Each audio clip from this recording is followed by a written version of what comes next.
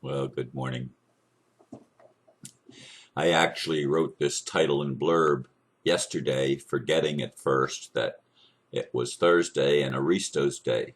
So, of course, I just moved it back another day. But again, this is over 24 hours old that I wrote the title and blurb. Uh, and it goes for the 20th, the video for the 20th of December, though it's being recorded on the 19th. Our experience is not supposed to make sense. WTF, which means what the fuck. Neil Dyer said, quote, it's not supposed to make sense to your cognitive mind. It is not the cognitive mind that is aware of spiritual matters. When you are ready to set aside all belief, learn to speak energy, let me know. I am attempting to be the pattern interrupt that frees you from the cognitive dissonance that you are experiencing, that creates the disease of your thinking that your thoughts, feelings, and emotions are all yours and must be true, end quote. To which I replied, Neil, I will categorically and without apology reject any suggestion that we can become whole by rejecting parts of ourselves, including the ego, the cognitive mind, our sexuality, our bodies, our feelings, sensations, and our life experience. And I do. I have long been trained to honor the feelings. We live in a world where our feelings especially have been rejected, have been invalidated. We've been taught from little kids when the little kid says it hurts or cries, no, it doesn't. Be a big boy. Big boys don't cry. And all sorts of other ways of invalidating us. We've been invalidated in our experience. Oh, you're not a victim. You didn't experience victimhood. All sorts of invalidations. We've been living in a world where everything invalidates us. And then we have people, supposedly spiritual people like Neil and many others, he's not alone, who come along with the idea that calling things something other than what it is somehow changes what it actually is. Like, I know, here, let me just back up a little bit. I know that everything in our world is the opposite of what we've been told. I know that. I recognize that. And I recognize how hard it is to determine truth from error. Nevertheless, our experience is always what it is. And we must own our experience. We must own it as it is, and we must call it the most truthful name that we can think to call it. Because anything less than that is a road to separation, is a road to dissolution, is not a road to healing and wholeness. It is not a road to love. It is a road to rejection and more of what we've always had. Now, Neil belongs to a group that I studied with for a while that actually thinks that admiralty law is grace. And I mean, I've heard, I don't remember even the leader of the group's name. I don't remember it.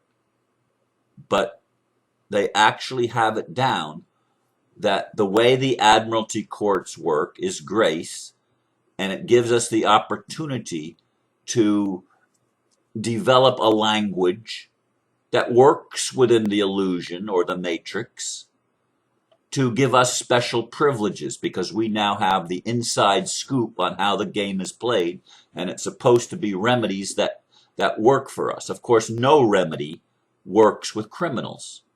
You might get a judge now and again that might actually have a moment of truth or a twinge of honesty or some compassion even.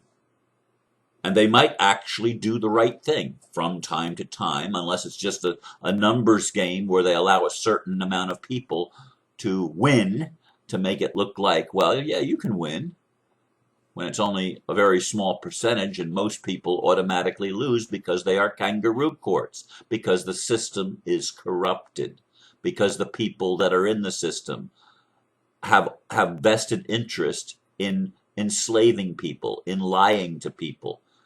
Lawyers, for the most part, are liars at law or liars in law. They are not truthful. The system itself is not truthful. Politicians, if their lips are moving, the odds are pretty good they're lying, with rare exception. There's always exceptions, but with rare exception, the matrix is a system of lies. Nevertheless, the one thing in the system that is real is our experience. Our experience is always what it is. It is our experience. Now, we may be experiencing the lie, but that doesn't invalidate the experience. That does not invalidate the feelings. I have been taught through over 20 years of workshops that feelings are the guidance system that's going to bring us to ultimate truth. Not thoughts. Now, Neil says the cognitive mind is not supposed to make sense. Well, that's also a workshop teaching, okay? The mind lies. The heart tells the truth. I've heard that over and over and over again for over 20 years. The heart tells the truth. The trouble is, I, and probably many others, sometimes have difficulty distinguishing between even a thought and a feeling. Now, I've done enough workshops to know the language of feelings, but I also know that oftentimes my feeling follows a certain train of thought. The feelings arise because of thoughts. So the thoughts and the feeling become intermingled.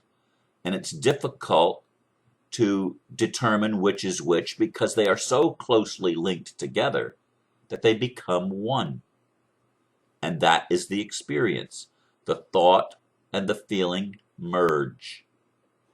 That's my experience.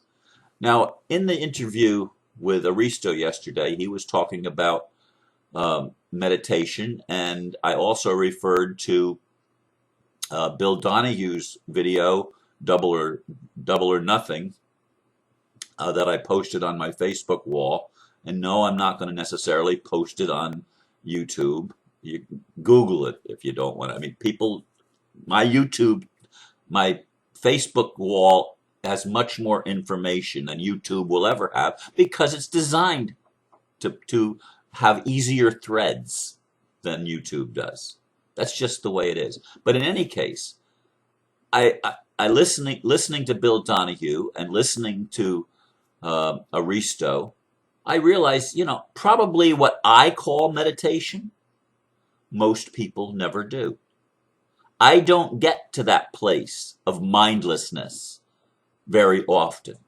Occasionally, where I just simply seem to go into this place of temporary bliss that lasts for a little while, sometimes a little bit longer. I mean, I've had a few mountaintop experiences in my life where I felt like I was connected to everything, and God was right there, and the lights were on, and it was beautiful. It was an absolutely wonderful experience. I don't have that most of the time. Most of the time, I do what I term as mindful meditation or contemplation. I observe my thoughts. I let them take me where they're going to take me.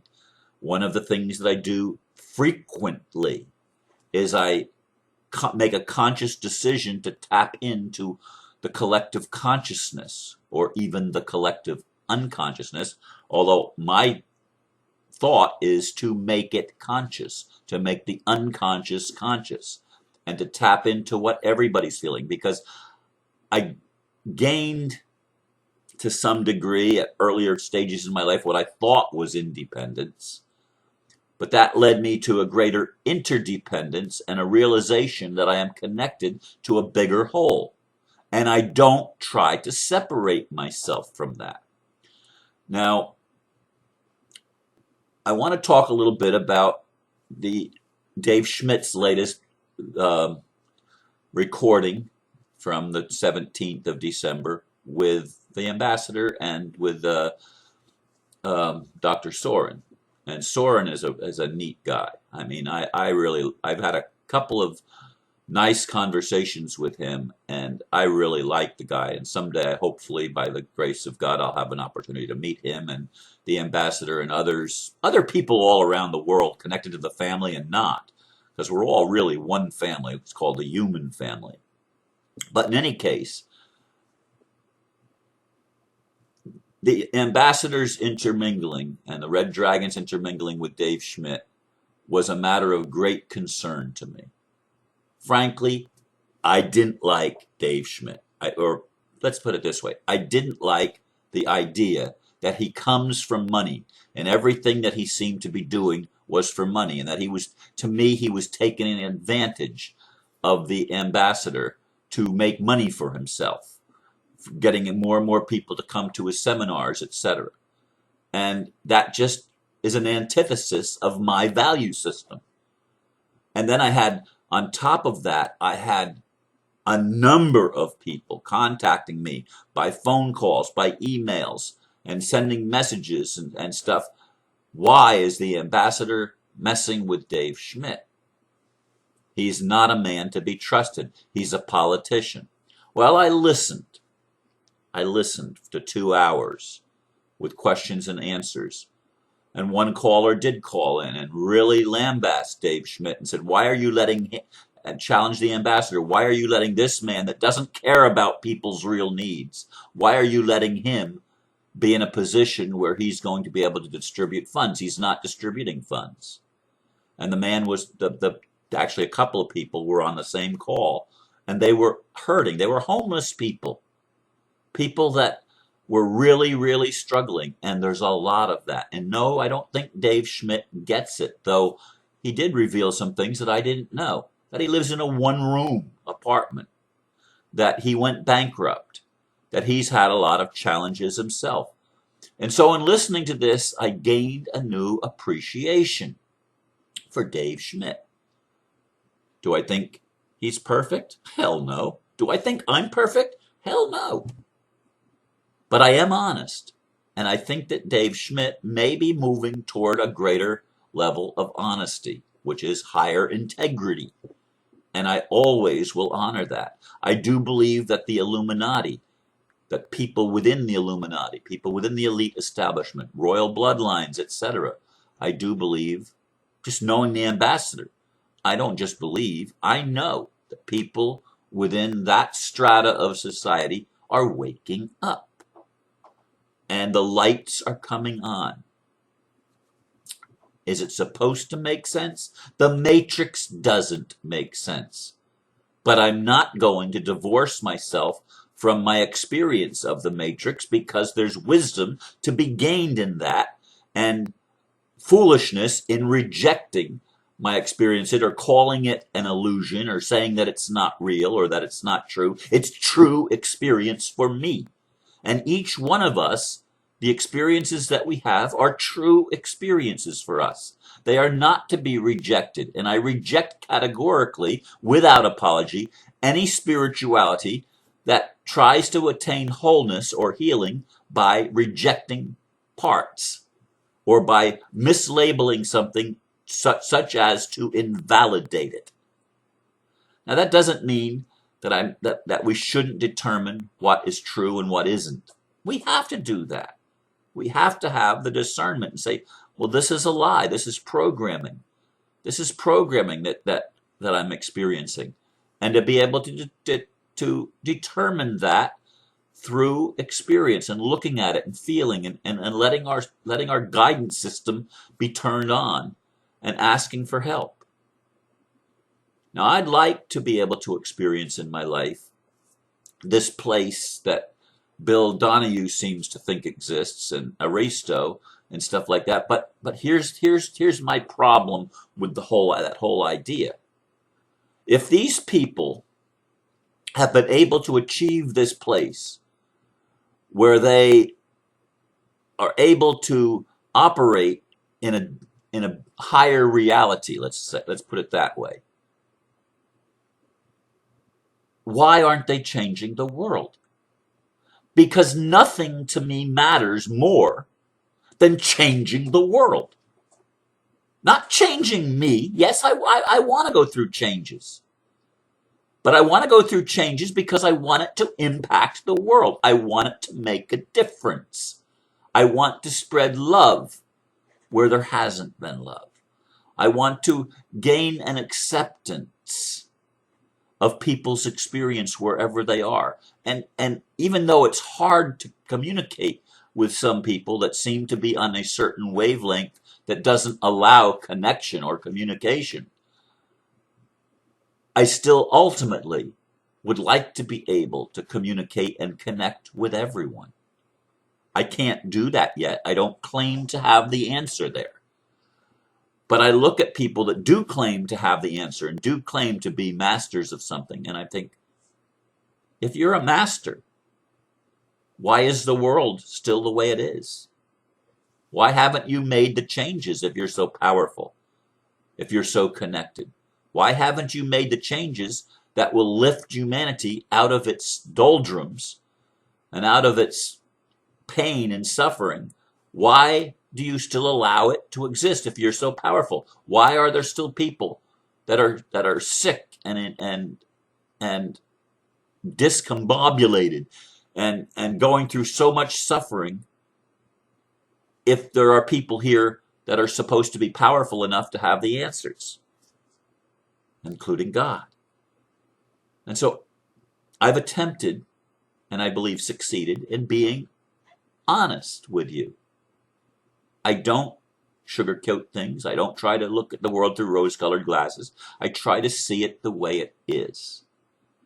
And it doesn't make sense. But it's not because there's something wrong with my ego or my cognitive mind.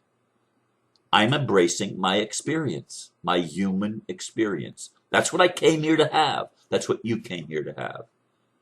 And I think that we need to embrace that if we're ever going to become whole, because we can't get to some perfect place from a perfect place. We have to start in the imperfect place where we are and embrace, which is what love does, embrace the paradox. Embrace the things that seem contradictory. And only by starting where we are, in my opinion, will we ever be able to get to where we're going. And hopefully that is a place of peace on earth and a world that works for all humanity to become whole and to be blessed and to prosper and be in health. Thank you for listening. Namaste.